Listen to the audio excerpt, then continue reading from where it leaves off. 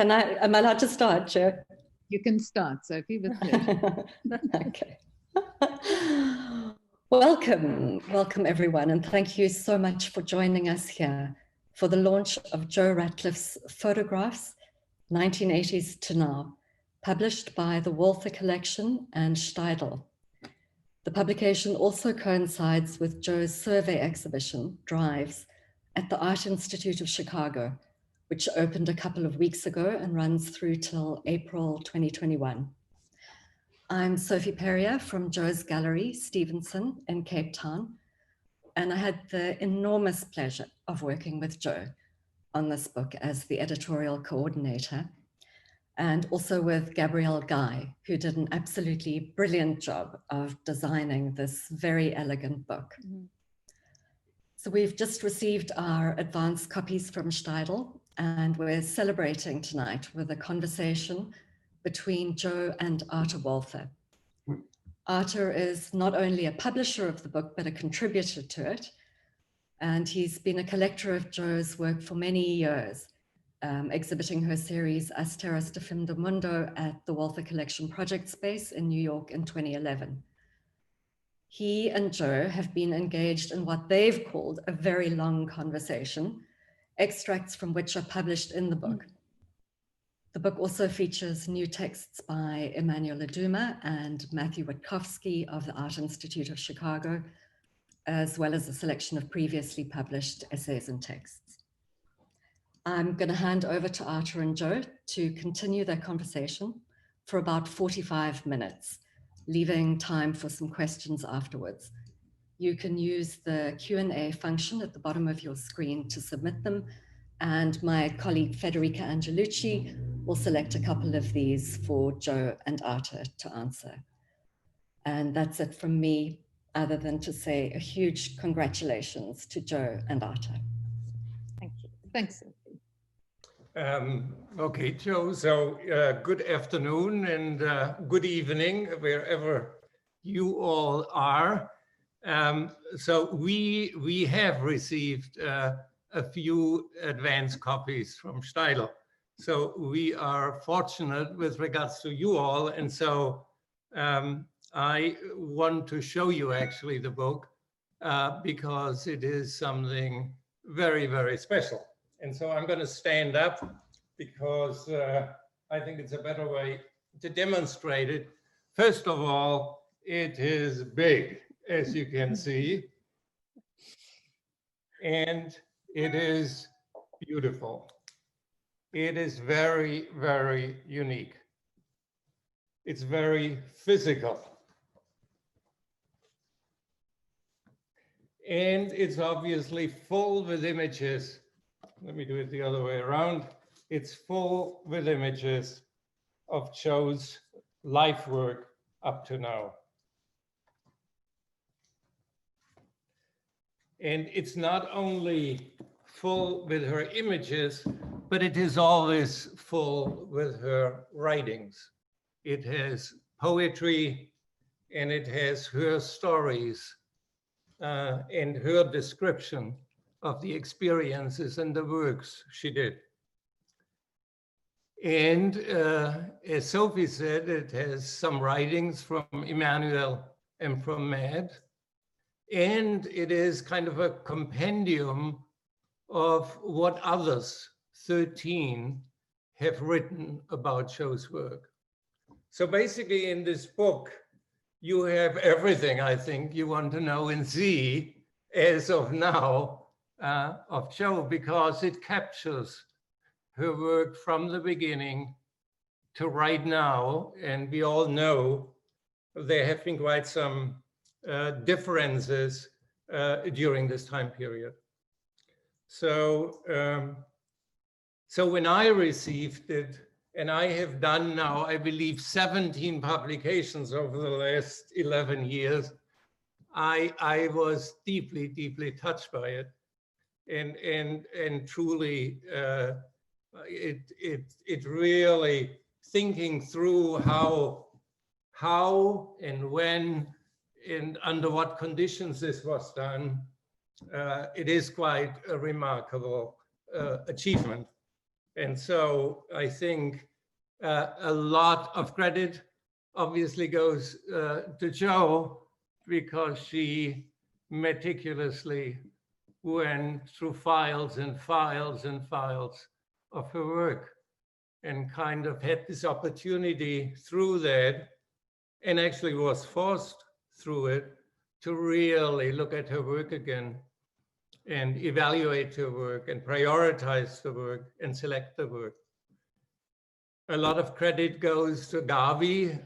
Sophie, you introduced her before. I mean, she did an amazing job in designing this book.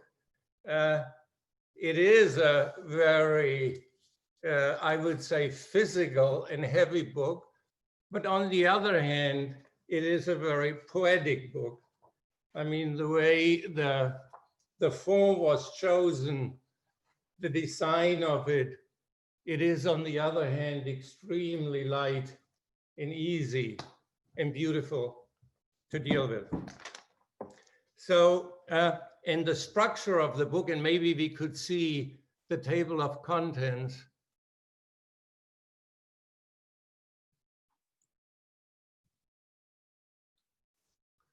So the structure of the book is very straightforward, and I hope you can read it all, but I can go briefly through it. It's chronologically ordered. It basically starts in the mid-80s with Jo's early works.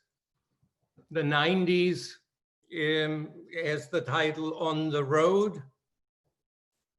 From the mid-90s to the mid-2005, it is Cities and Suburbs. Mid-2007 to 2013, it's Aftermath, but it's this work, this investigation of Angola, the remnants of the war, and some of the people, the stranded people. And then we have a break, and then we have the last 3 years, which she calls new work, Everything is Everything, and Science of Life. So I think what we should do is we kind of pick a few sections in the book and talk about them. I'm pretty sure all of you know Jo's work, but I met Jo the first time in 2004 in Joburg, when I visited with Oakley with regards to the preparation of the exhibition Snap Judgments. And I was immediately taken by her work. And I remember the things I looked at was Mrs. Hook and Nadia and reshooting Diana.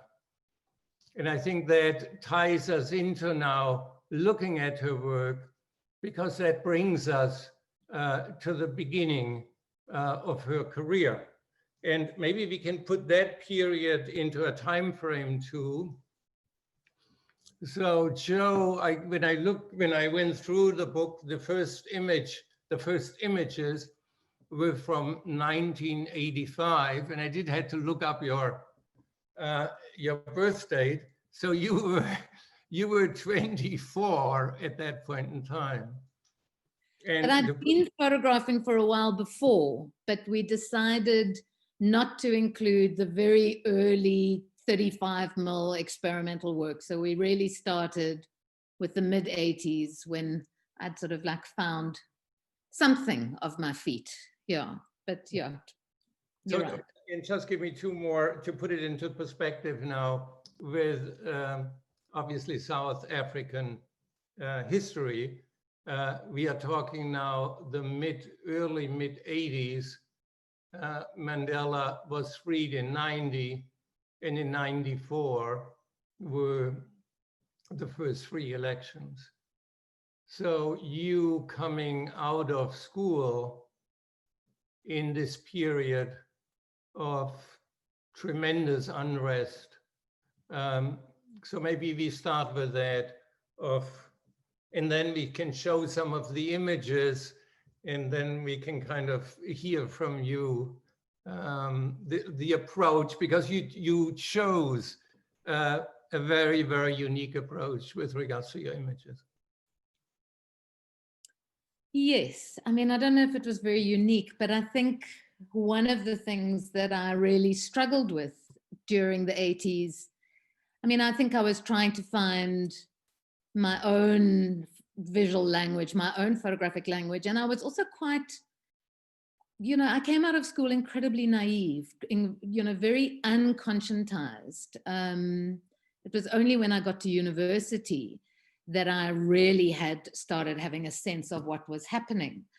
So my first photographs were really about returning to landscapes of my childhood, actually, up the West Coast, and places that I'd spent a lot of time when I was younger. And my father had a brickworks up the West Coast, and I would go to work with him on the weekends. And there was something always around landscape and driving. And when I started photographing, that was the mode. It felt inseparable, landscape and driving.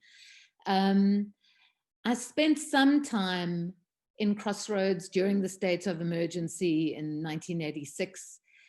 And when I look at those images, you can really see how unsuited I was for a kind of social documentary that was about advocacy. I mean, I think it was partly my own ambivalence at photographing people, my own, sort of complicatedness about where I would position myself in relation, what kind of commentary I could make.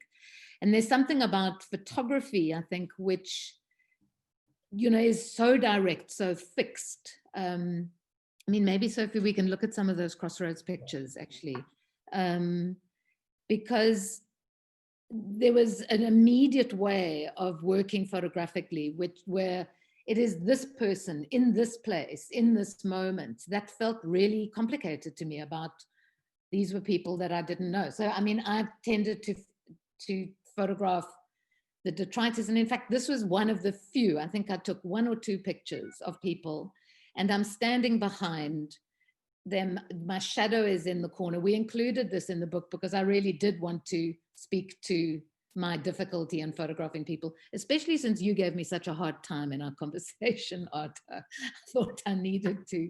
It came up again looking through the book. I mean, all what I saw the first, I don't know how many pages, it was all, abandoned landscapes and structures and, markings and a few people, in animals, obviously, and a few people. But when there were people, you only saw the bags, or they walked out of the picture. Yeah. So, I mean, I think that, I think I struggled to find a sort of a metaphorical or another way of working in the way that you can work with other visual forms, I think. And then in 86, I started working with montage, and that freed me. That gave me a language so I could bring together all of these images, which at the time felt so removed from what was happening. So these are images, and these are way before the days. How did that happen? I mean, that is very, very, very different from the image taking you did before. So how did you come to using the technique and when I was an undergraduate student, I had made a couple of experiments in photo etching, which were sort of montages. And then I also remember being very struck by some of the Dada artists and photo montage that I'd looked at. And so I had that in the back of my brain. And I can remember revisiting some of these images, and particularly John Hartfield's image War and Corpses, and with the hyena and these bodies. And there was something about the relationship of just those 2 elements, that kind of juxtaposition, which made me realize I didn't actually have to image violence. I didn't have to image people necessarily. I could work with various things that could stand in. So, and also it was what I was reading at the time. So, at around about this time was when I first read Ryszard Kapuscinski's book, Another Day of Life. And that evoked all sorts of images. And then also an author, Russell Hoban's book, Ridley Walker. And so I had these protagonists, but these dogs, which actually, if you look at South African art during that time, David Kolwani, there are a number of people who have worked with dogs as kinds of protagonists in this narrative. But it really felt to me that I could have something that retained some kind of photographic veracity, which is what I wanted, but that also could contain things that I seemed unable to put together in my photographs individually. They felt removed. So it felt, so that really, I found a way to express, but it felt a bit like, not a diversion, but it felt like not an answer, because I think, I was still wanting to work as a photographer, but I think it was also, it's about who you are, it's your temperament. And in a funny way, photography is like a solitary pursuit for me. I'm not somebody, I tend to work very much alone. And so they're just modes and ways of working that, I was just not cut out for, actually. So why are you saying that? Well, I don't think I was cut out to be a photographer on the front lines, put it that way. I don't think it's in my temperament. I don't think it's, I'm more interested in work where I can reflect on something afterwards, and I was more interested in the traces of things. It was interesting at the time when I was photographing, most of my pictures of Crossroads and Fisher's and a lot of that work during that time are pictures of a kind of an aftermath, although that word wasn't in my language, but it was a kind of an after event. It's the devastation in the wake of people having their bulldozers bashed down. And it was only really when I got to Angola that I thought, oh, this is what I've been trying to do. It was not entirely, but there is like an idea to me. There is a brutality and a ferocity in these animals. Yeah. And then the way they are being kind of in the spaces they are in and the way they are roaming. So then, but my question was why, so that was the only time you really used that technique? Yes, in that particular way. I think I work quite a lot with montage, but in different forms. This was the only body of work where there's actual cut and paste. Right. That would be kind of the next body of work, which is reshooting Deanna in a way, right? Yeah. So can we switch? Okay, here we are now. Yes. So yeah. Yes, you go. No, so why don't you give us, that's now where you use this kind of very simple throwaway camera in a way, and you made this trip from Joburg to Cape Town.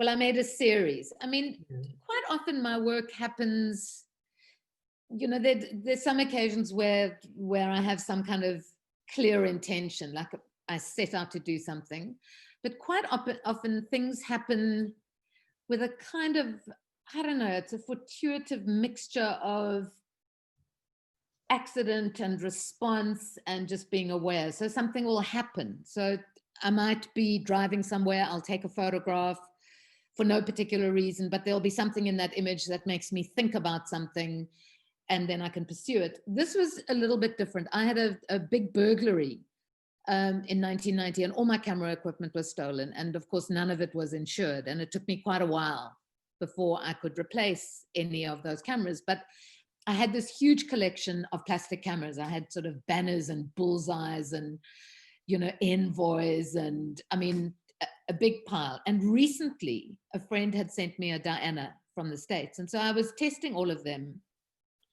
And the Diana felt quite interesting. I liked its murkiness. I liked its tones. And in the beginning, I just used the camera for no real reason except just to take pictures. So a lot of the first pictures with the Diana were if I, like this is a friend's birthday, and this is my first dead dog, Gus.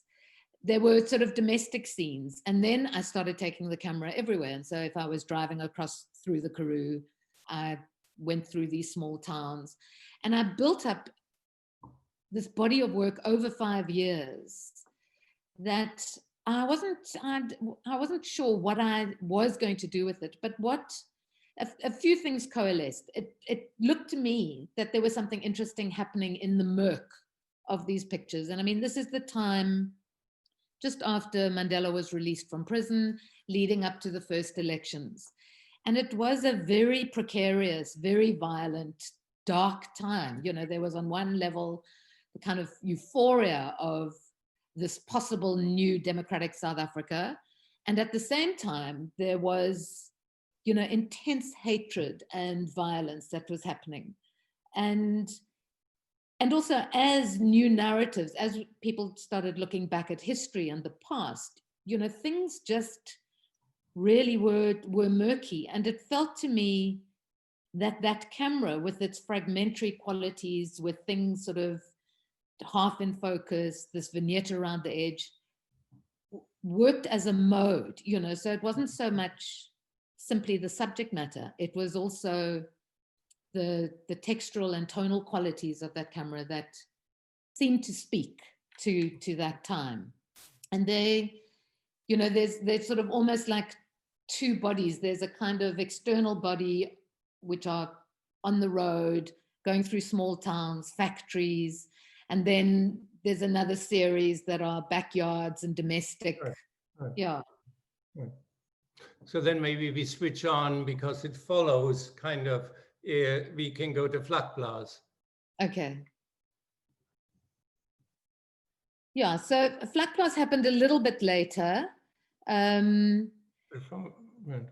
Yeah, there were a few bits in between, but I became, and I mean, I've given it up now because I think people started thinking that this is just about effects. And, when I finally saw something about learn to take arty out of focus pictures, I knew it was time to get rid of all of this stuff. But I became very interested in the mode of these toy cameras. They have light leaks, things are not sharp, things are blurry.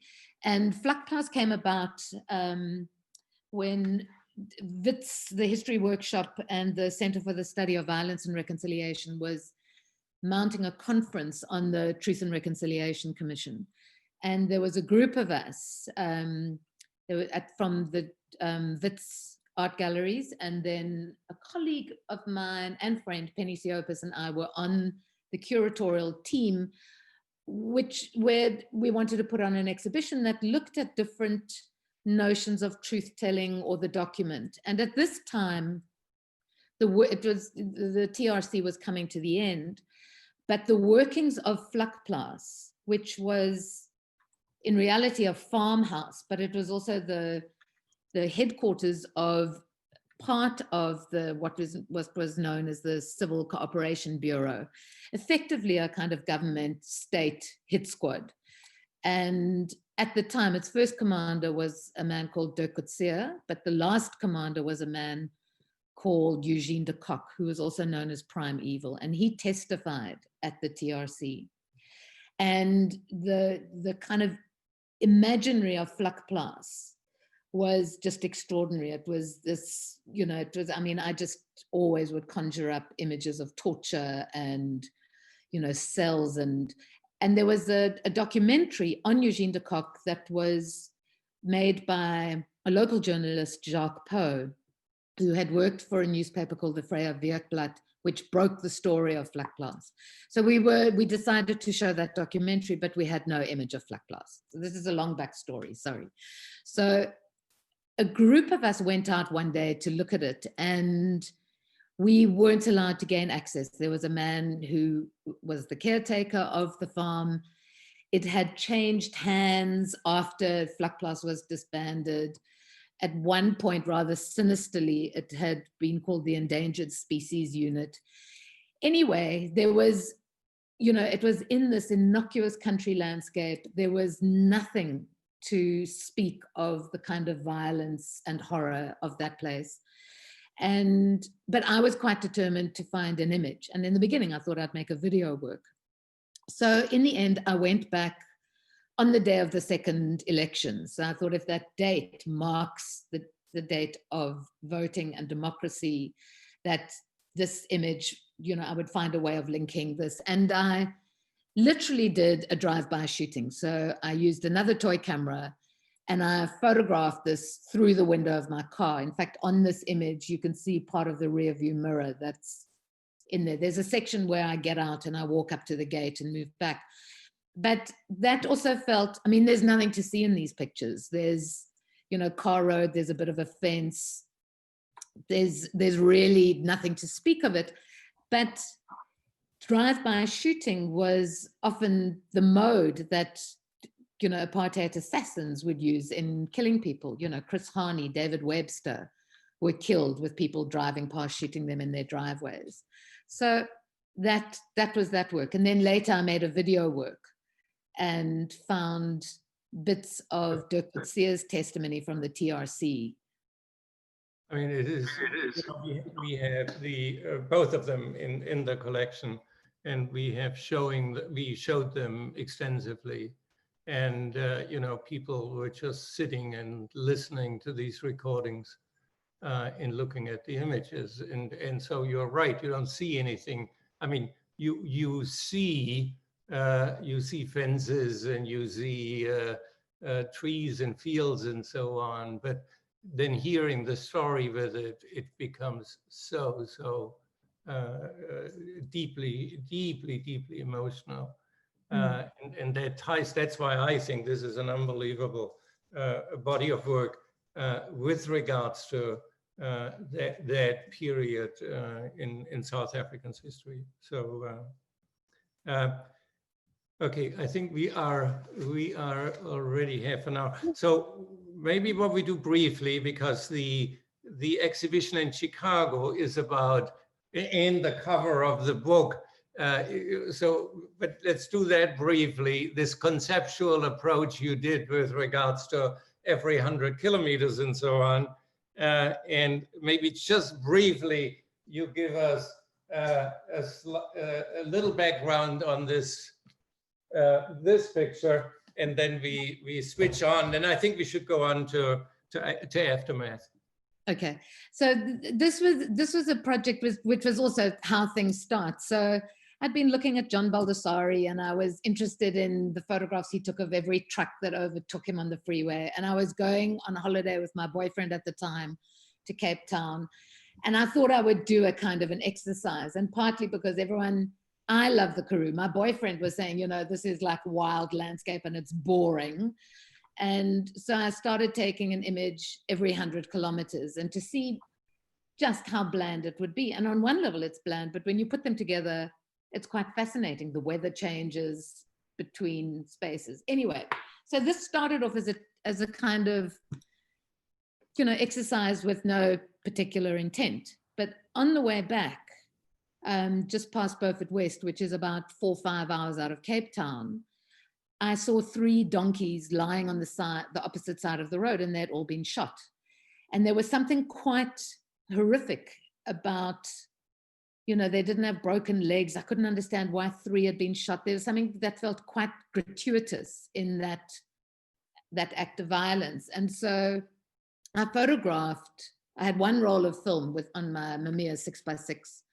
So I photographed this donkey, and then I wasn't quite sure what to do. I had this kind of conceptual work which now collapsed because I had an interruption to a journey. I forgot the next 100-kilometer mark. So I had a failed conceptual project, and I had an image of a dead donkey. And I thought, how do I make an exhibition of this? And my first instinct was to look at something about, the passage of the road and how the road becomes both a place and a non-place. And increasingly now, these small towns where, seem off the radar that we don't think about, but life happens in these small places. So in the beginning, I had this idea of an interruption to a journey. That was almost my title.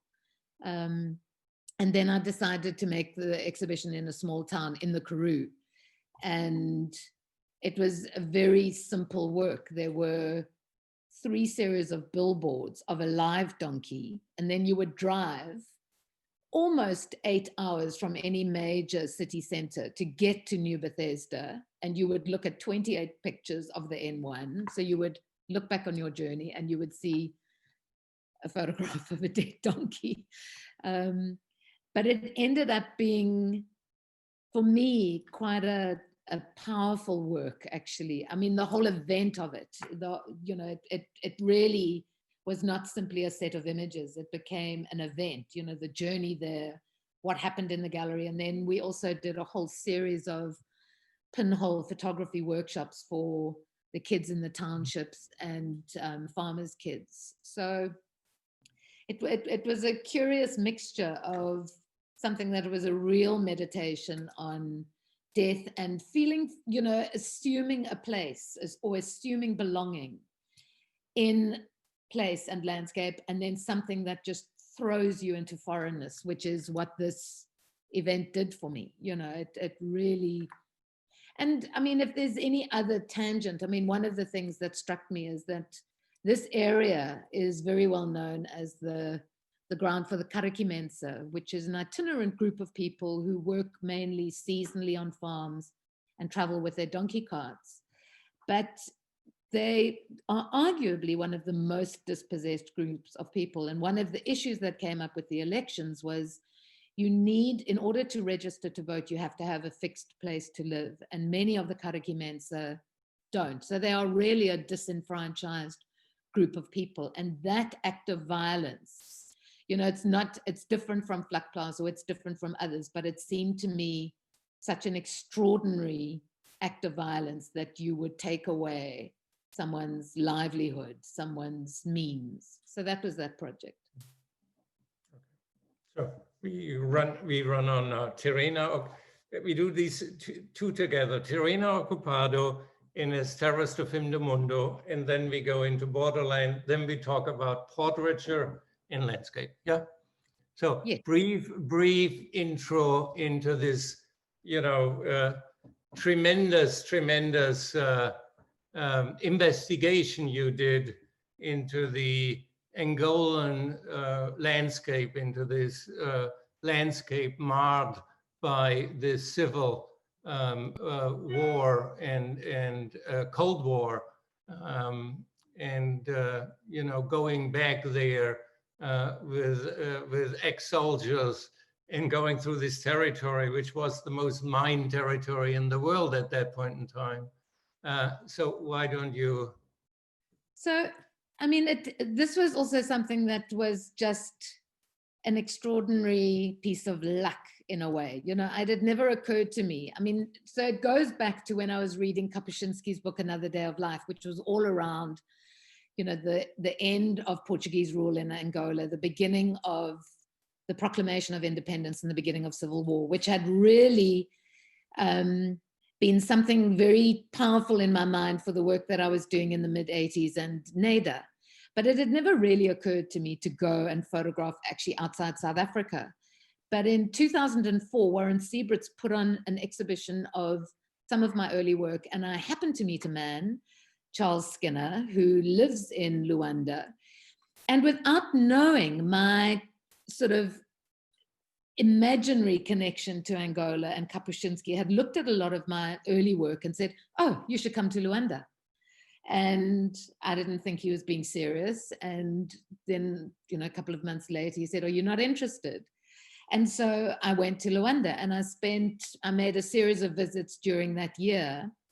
And I didn't know what I was looking for, and I didn't really know what to do. But I at first thought maybe I would make a list of all the places Kapuscinski had been, because the time that I went there was also the month of Kapuscinski's death. And I thought, and he had written this beautiful passage about the dogs in Luanda, abandoned by the Portuguese when they fled, which had partly inspired the dogs of the NADA series.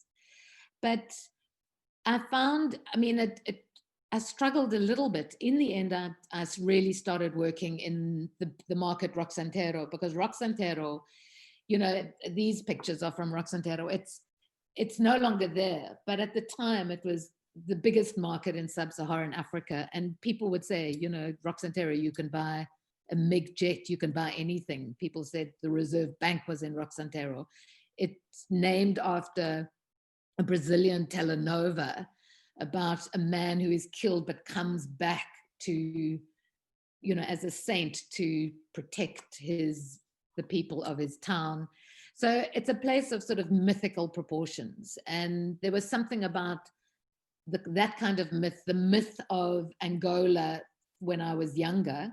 And, you know, Roxantero felt like, you know, if my dogs in the Nader series had ended up somewhere, it would have been here. And so I worked in Luanda on and off for a year, looking at the sort of urban manifestations of aftermath. But really what I wanted to do was to get into the rural areas. And that was a lot more difficult, because in Luanda, Charles was amazing. I had his house to stay in, I had a driver, you know, I was taken care of and, you know, well resourced. And in the end, I mean, I spent a while, but eventually through my boxing trainer, I managed to connect an ex-soldier. This is true. There are these networks who I wrote to, and well, in fact, Mick, my boxing trainer, spoke to him first, and I assured him that I wasn't trying to do an expose on the big bad SADF, you know, the South African Defence Force. So he wrote out to his network, and I managed to hook up with these groups of men who, curiously, were starting to go back. And I think these were men of my age, and I think they were questioning their past, and I think they were trying to reconcile that moment of their lives as young men. So for 2 years, I traveled with various different groups of mainly special forces, mainly South African soldiers, although there was one trip where I traveled with Angolan MPLA soldiers, and then 1 or 2 Namibians whose fathers had been in the war. You know, they were a bit younger. And we followed mainly the routes in southern Angola that the South African Defence Force had been connected with. This, what you're looking at now, this picture is a mass grave just outside Quito Carnival, and it has a Cuban star on it. So we don't know who's buried there. There's nothing to say who is buried, but because of the Cuban star, it could well be MPLA Angolan soldiers. Yeah. Can we go on with the images? Because I think we have more, right? Yeah, and this is a mined forest. So this is, you know, you drive through these beautiful landscapes that at times, I can remember one day stopping and getting out of the car, and it was so silent I nearly fell over. I mean, there is no life, no bird life. I mean, I suppose this is what I picture Chernobyl to be like afterwards. You know, it's just this like strange, palpable silence in a lot of these places. And this was like a great discovery. So one of the people I traveled with, and I traveled with him twice, actually. I traveled with him on my first trip and then on my last trip. And we found, this is in Namib. So this is going from, which was called at one point Mossamedes, but it's now Namib, and it goes down to the Namibian border. And it's just desert. And a lot of the time people thought that the war was being run from Havana, that Castro was running the Cuban participation in the war from Havana. But actually this whole base was a Cuban base, and we realized it was part of the 50th Division. There was a massive army assembled there, ready to invade Namibia if the South Africans didn't come back to the negotiating table. And we came upon this by accident. And then this man that I traveled with became so fascinated that he spent a year plotting this whole site on Google. And he and I went back a year later, and I could photograph it with all these underground bunkers. So it was extraordinary traveling with people who saw the landscape in a completely different way, could read the landscape in ways that for me in the beginning would just look like nothing. And they would see things, and there would be a bunker, and here would be, you know, a military cache. And so it was really interesting. And then, of course, here's the Holy Trinity. There's Castro, Agostinho Neto, who was the first president, and then Brezhnev. So and here we are, the borderlands. Here we are, borderlands. Before we go to borderlands, so you traveled with these guys several times extensively, right? You stayed with them. You were in tents. You were day and night, and there are no pictures of anybody. No. Yeah. So they didn't want to, or you didn't want to take them? No, I think, you know, they were going back for their own private reasons. And, you know, there were some of the men I'd actually, you know, I got on quite well with. Some I didn't, but I was the outsider in these groups. I mean, most of them, they were doing these kinds of reunions. So there was 6-1 Mechanized Battalion, and a group of the veterans were going back, or whoever. And I, in 1 or 2 trips, particularly, some of the older colonels who were in their 70s were deeply suspicious of me and my motives. I was a woman. I was English speaking. I'd gone to the Communist University, UCT, Cape Town University, in their eyes. I was not married, which meant I was dangerous as well. And I think for them, I think this was, you know, a very deeply sort of personal trip. And for some, it was maybe going back to relive grand days. But for most of them, it was quite traumatic. And I just felt that actually this was not my business. This was their affair. And I was interested in the landscape. I wasn't interested in them. Right. Yeah. So that is now becoming a different topic with borderlands. Right. Okay. So why don't you explain to us now why we are now seeing completely different images? You mean people? People, yeah. Okay, so the borderlands started because I wanted to look at some kind of manifestation of the war back home. And of course, you know, 30 years later, you know, I can't photograph troops in the townships or things like that, but I wanted to look at places in the landscape that were kind of not part of the usual sort of military apparatus, but that had been harnessed by the military. So what we're looking at now is a place called Rimfasmark, which actually was home to a lot of Nama, San, you know, various groups of people who were then part of very early forced removals, very violent and far-flung. You know, people who had Nama names were actually repatriated to Namibia, even if they weren't Namibian. People who had names that sounded Xhosa were sent to the Eastern Cape.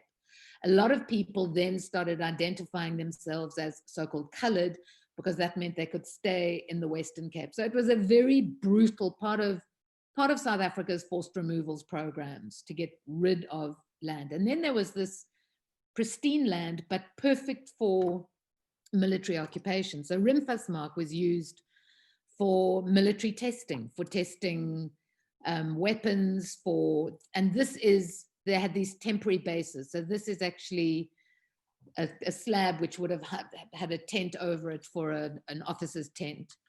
And it's interesting because one of the things that I learned from Patricia Hayes was in many of the posters advocating or, you know, sort of the border war, you often see South African soldiers on a hilltop, whereas actually most of Namibia and Angola is flat.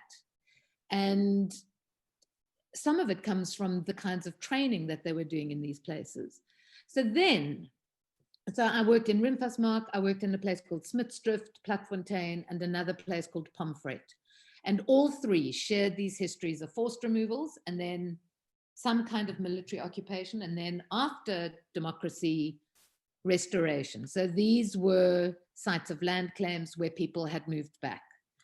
And I was faced with a dilemma because and it was very much around these two, the man on the right-hand side, whose name is Otomave Kagenge, who is based in Smitsdrift, and who I had about an 8-hour conversation in a mixture of broken Portuguese and broken Afrikaans, neither of which I can really speak, about photographing there. And I didn't want to photograph the people there, I wanted to photograph the site. And he wanted me to take up advocacy on their behalf, which I felt I couldn't because I didn't think I'd be effective. I wasn't in a position to, I couldn't promise him anything. Then he asked if I could fundraise for their graveyard. And these were a group of men who are now, and their families, who are living on the land illegally, who, you know, that they are Angolan. And so the land had been restored to South Africans. And at the end of the conversation, he said that I could photograph there on condition I took his portrait and took down his statement and put that in my book. And so you'll see under the title of this, it's got portrait under instruction. And this was the first photograph of a person that I took when I started this project. And I think you can see actually how terrified and awkward I am. But it did make me think, because I realized that I could, you know, to sort of evacuate people from my images would be like committing a kind of crime again, which would be like evacuating them from their land all over again. And luckily in each of the places there was an event. You know, in Remfasmark, I was there for a wedding. Here in Platfontein, there was a reunion with what was called 31201 Battalion, which was the sand tracking battalion. And so this was a sort of a huge event where for the first time, the white South African officers and the Angolan and Namibian sand soldiers actually came together. But you can see actually in this triptych, I'm still sort of circling around the edges. But I, you know, it was critical that I actually photographed that there are people living there now, you know, that these are not abandoned, empty places. So maybe. Sorry, can I gently make you aware of time? Yeah. So let me just ask 2 or 3 questions, and then maybe we open it up. In your dedication, you mentioned a number of people. The first one you mentioned is Okwi Envisor. Kind of what, I mean, and I went with Okwi, and actually I met you through Okwi. And I know in his Joburg 97 Biennale, you were represented in that. But maybe you can talk a little bit broader of the role he played for you and the impact or the support you felt he gave you during these times.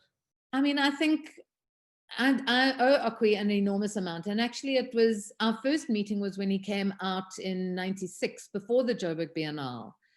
And we met at a few dinner parties where I was there not as an artist. I was there by virtue of the fact that my boyfriend happened to run the Market Gallery. So our first conversations were about clothes and shoes and exhibitions, not about art actually, or not, certainly not about me. And this went on for a couple of months. And then he, you know, one of the shows that he curated on the Joburg Biennale was with Octavio Zaya. And I was part of a show in Portugal called Don't Mess with Mr. In Between, which Octavio had seen. And then Okwi came back and he said, "Oh, so you're a photographer?" And so I said, yes. So he said, "Oh, I should look at your work sometime."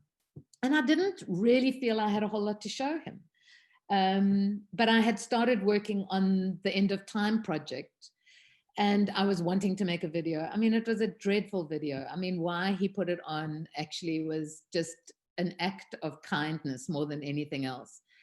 But he was someone who I think saw something in me, perhaps, but, you know, and took a risk with me, and in fact, put me on a number of exhibitions when I think my work was not really interesting for a lot of South African curators, you know. So I think that that Okwi sort of, that kind of acknowledgement and that support.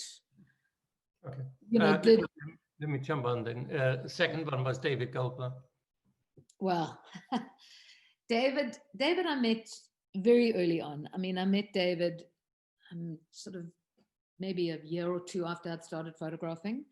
And we were doing a critique session, and he was looking at my pictures, and he was very, very, very critical of them. And I felt compelled to defend myself. And we started an argument that we had for 38 years, actually. You know, we debated photography for 38 years. But he was also, I mean, that sort of, it wasn't adversarial. I mean, I traveled with him, and in fact, he hung Neda at the Market Gallery. So he hung that first show of Neda at the gallery, and I can remember him saying, quite impressive work, quite powerful, but you do know this is an aberration of photography. So we were always, you know, contesting the bounds and the limits. And I mean, what's showing here is I traveled with him to Pomfret. That was actually my first time to Pomfret, which was 10 years before I did the Borderlands project.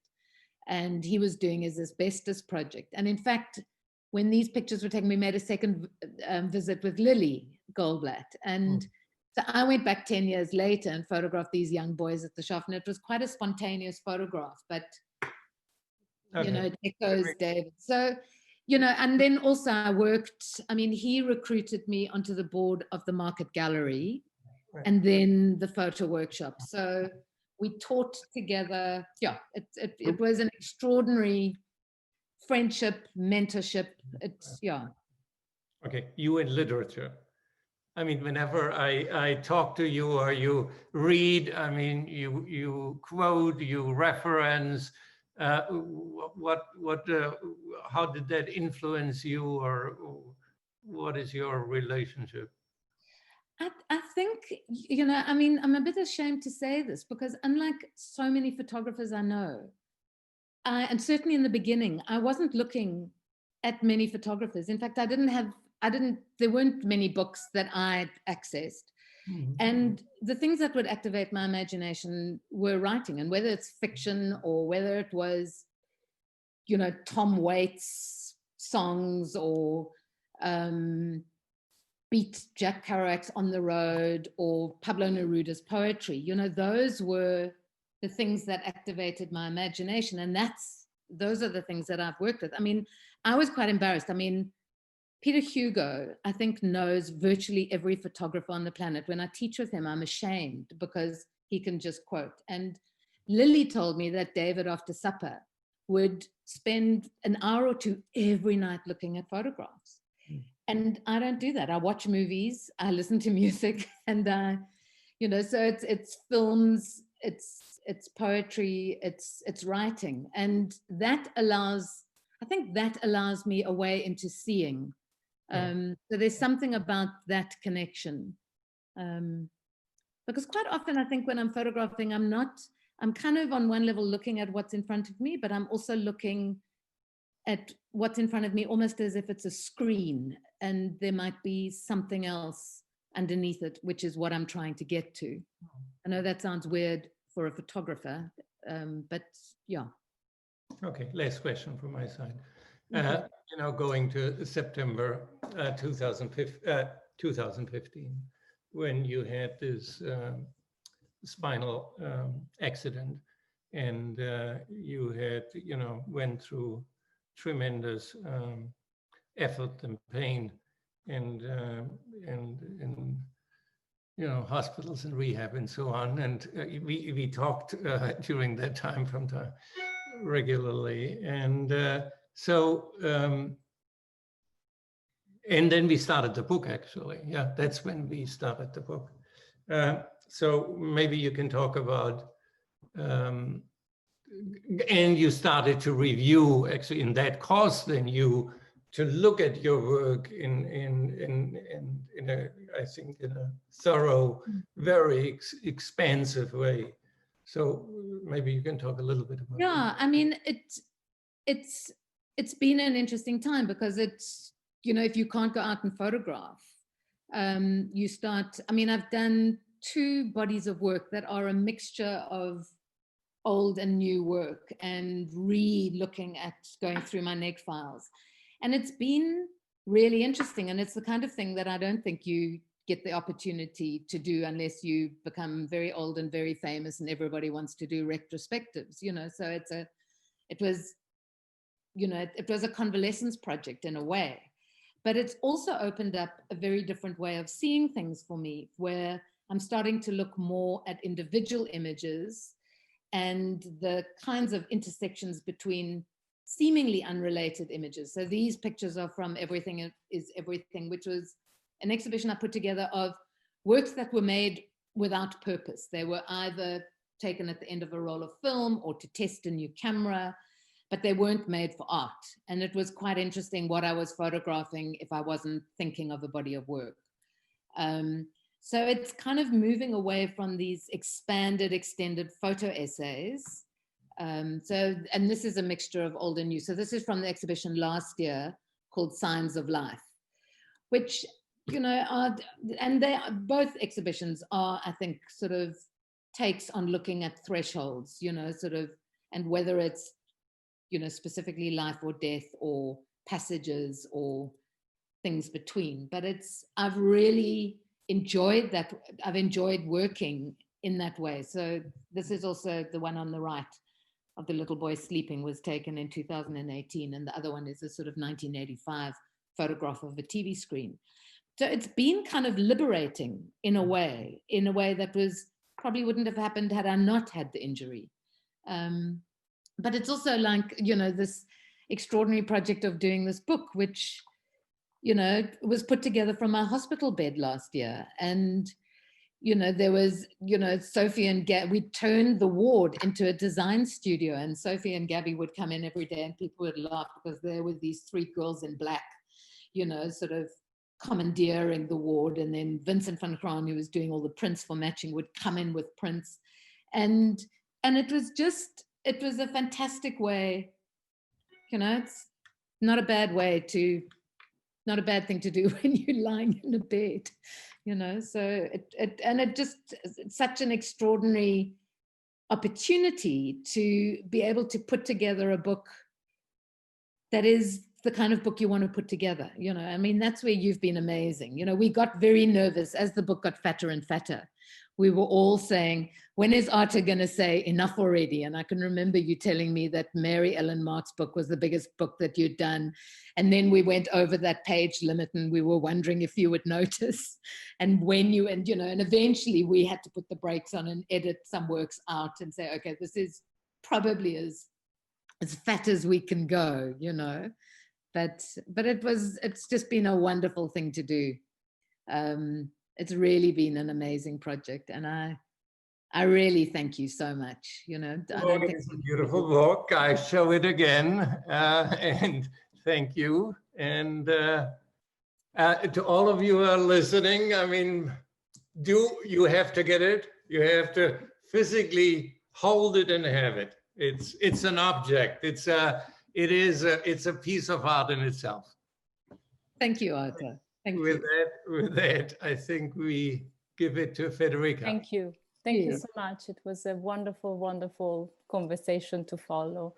We have one question that I think tied it very nicely with what you were saying earlier, and I encourage other participants, if they want to ask, this is the moment. And Lyle Rexer asks, so many of your photos seem to deal with the limits of disclosure, what can be seen, and beyond that, what can be known from what is seen. Do you often have the sense of having come too late, but too late for what? Yes, that's a fantastic question, actually. And I love this idea of the limits of disclosure, because I think it is that, and I'm very aware of what photographs don't offer. I'm always aware. And for me, I think that was a lot of my early frustration in photography, because it always felt to me that they offer up less than what we expect and what we can hope to know. But it's because of their sort of mimetic tendencies that I think we recognize things in photographs, and then we conflate that with we know something about those photographs, but maybe not. And so I think a lot of that early work was really about foregrounding the idea of the photograph as a fragment, as something in between, as something that's, you know, quote, penny, part of a fragment of a larger whole. And that thing of having come too late, it's interesting because sometimes I've felt that, but actually when I went to Angola, I realized I hadn't come too late, because on one level, I came too late to read a landscape. You know, when I was certainly traveling through the sort of the battlefields, it was very hard to know whether I was looking at something from a year ago, 10 years, or 30 years ago, you know. But that was part of eventually, I mean, it was really very invigorating about how you look, what you are looking at, and also things that are hidden. You know, how do you photograph a landscape where most of the danger is underground and literally invisible, or a landscape where the sort of the most pronounced sensory thing is silence, you know. So it's the complete opposite of things to photograph. Actually, you're photographing emptiness and silence. But I love that. Yes, too late for what? And I suppose too late for, you know, readability, but not too late for challenging the way or the things that we expect photographs to deliver, I think. And actually Lyle comments saying another aspect of this is that the photos disclose other than our expectations, like pictures of the Karoo. So thank you, Lyle. And mazel tov on your book. I'm dying to see it. Yeah. And Sophie Opitz from Stuttgart. Thanks for this amazing talk and congratulations to your marvelous book. What I was thinking of a lot while listening to your considerations was the idea of motion and stasis in photography.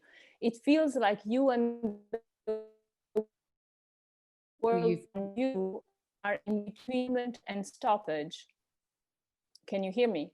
Yeah, you just froze a little bit. And the world around you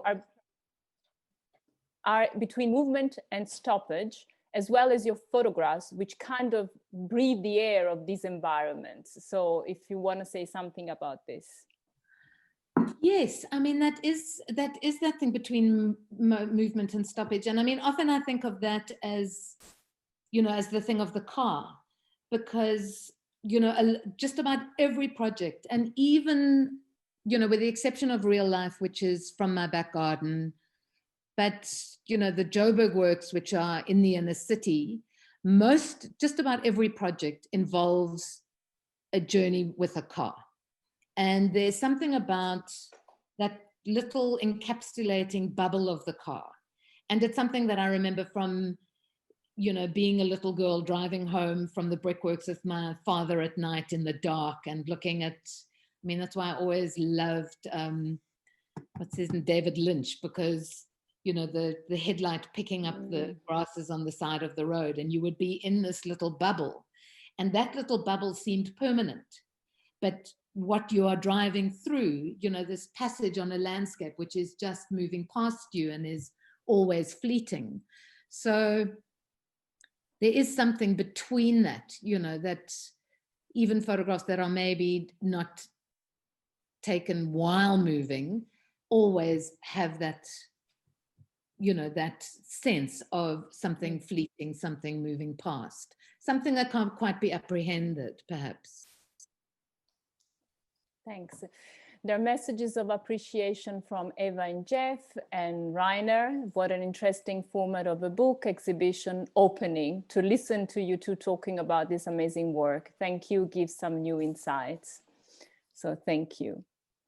And all right, Mark Forker. This is not a question, more a comment. I just got back from Chicago and the highlight was Jo's wonderful show at the Art Institute. I'm looking so forward to the book, as the combo of Artur and Steidl will be magnificent. Oh, thank you. We're so envious because I don't know how many can say that they've been to the show.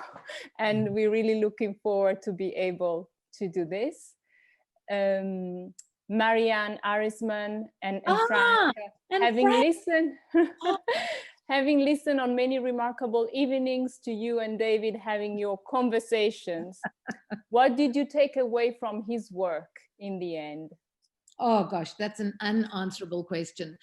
I think, as I got older, I think David and I think our work is very different and our interests are different, but I do remember at one point when I was photographing in Luanda during Terreno Occupado, and I wanted to make images like Alvarez Bravo, and he told me to give it up. And then, there were images that he was looking at, and I felt my images were too documentary, that they lacked a kind of affect. And I can't remember exactly what comment, but I said to him, you don't understand. And it was the first time he really got upset and angry with me. He said, actually, if you just listen to me, you might find that I understand your work a lot better than you think. And I think in the end, what I took away a deeper sense of appreciation of his work and the kinds of things that he did. Whereas for a long time, I think I felt I had to fight for my own point of view and my own position and my own stance, and I think there were times when somehow that fight, got lost. But yeah, I mean, he's always there.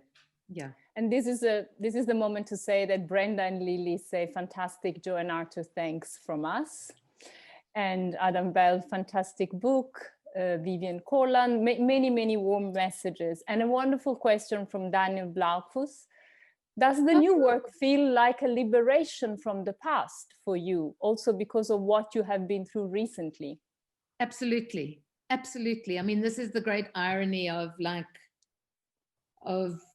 trauma, I guess, that there is an opportunity for something if you can just stay conscious. But I think the last two bodies of work I've been so excited about, and it feels like, particularly, I think my relationship with the photograph has changed. And, one of the things, and I do write this in the book, that in putting together both Everything is Everything and Signs of Life, there would be these edits and some images wouldn't fit. And if I would try and edit them out, it was like they insisted to come back in. And suddenly it was like these images had their own agency. They had their own insistence. They refused to be edited out in the group. They wanted, and that was something which is very, very different from when you're working with an extended photographic essay where, the images are put in service to a larger narrative or whole.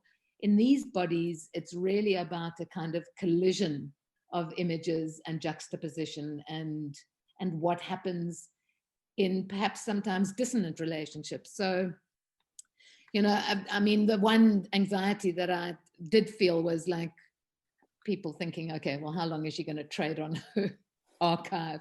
But actually, I'm starting to feel that, there's enough of a sort of a strong premise that underlies what I'm doing with these works to hold them. Yeah. So great. Thanks, Daniel. There is another question from Lyle that says, I'm thinking of Guy Tilliman, before that Ernest Cole, the problem of what you can and cannot show. Has being South African instilled the idea that you have to look elsewhere, in the wrong place, away from what is expected, accepted, or even desired, to find what is truly revealing? I don't know if I quite understand that question, actually. I'm just looking at it now. I don't know what, Lala, I don't know what you mean by having to look elsewhere. I don't feel that, actually. I don't feel that I have to, that there's something that I can't do. I think it's really about my own sensibility and what I'm, what I'm suited to. So I don't feel that there were restrictions put on me that I could or couldn't do. I mean, I think my choices are, as open as anyone else's.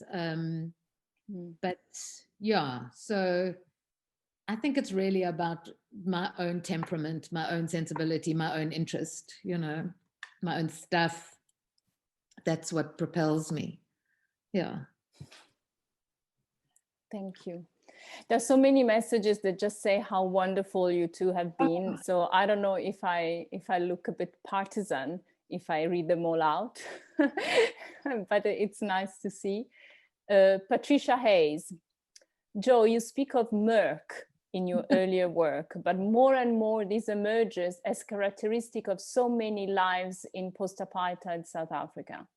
Do you feel more sense of identification with the fate or plight of so many precarious South Africans than in the last few years? And how does murk inform the way you see now? Gosh. I don't know. I don't know if I have a sense of identification. I certainly know that the last 5 years, I have a very different sense of my own self now as a, you know, in relation to people. I mean, I think the injury has given me a very different take on who I am and my identity and where I fit and how I'm seen or not seen. And I'm not sure about, I don't think, this is something that I'm going to have to think about, and it would be Patricia who asks me a question that I can't quite answer. And I'm sure to be continued on that. To be continued, yeah. Mm-hmm. But I do like the thing of murkiness, and yeah. Well, it seems we have exhausted the questions. I want to leave you with the thought that it's been an absolute honor to work on this book. Stupendous, looking at different ways of seeing the process, the conversations, the discussions, and thank you for your imagination, both of you, because I think this book is an encounter of many imaginations that are quite extraordinary.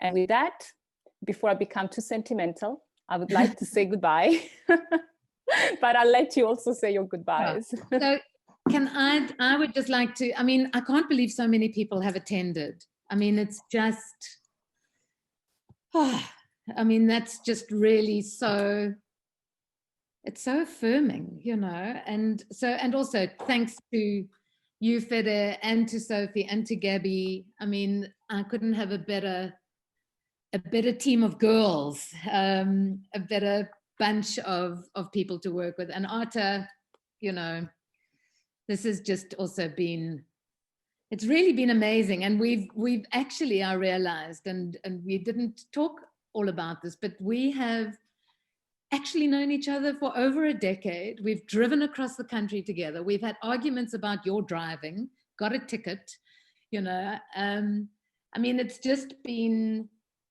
you know, and also acquiring that first body of work that when I could build my studio. So I really want to just appreciate the relationship that I have with you as well. So this is like quite a moment for me. Kind of you. Thank you, everybody. Yeah. Thanks a lot. Okay. Bye-bye. Thanks, everyone.